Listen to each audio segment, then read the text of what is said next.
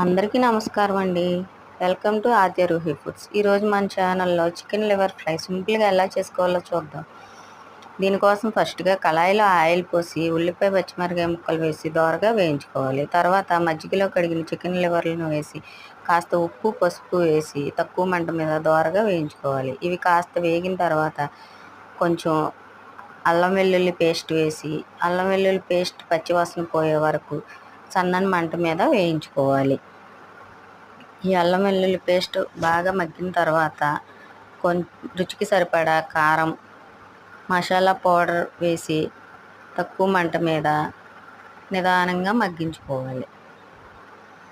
ఈ liver fry బాగా మగ్గిన తర్వాత కాస్త కొత్తిమీర వేసి దించుకుంటే ఎంతో రుచిగా ఉండే చికెన్ లివర్ ఫ్రై తినడానికి రెడీగా ఉన్నట్లే. నా వీడియో మీకు నచ్చినట్లయితే please subscribe my channel. Thank you.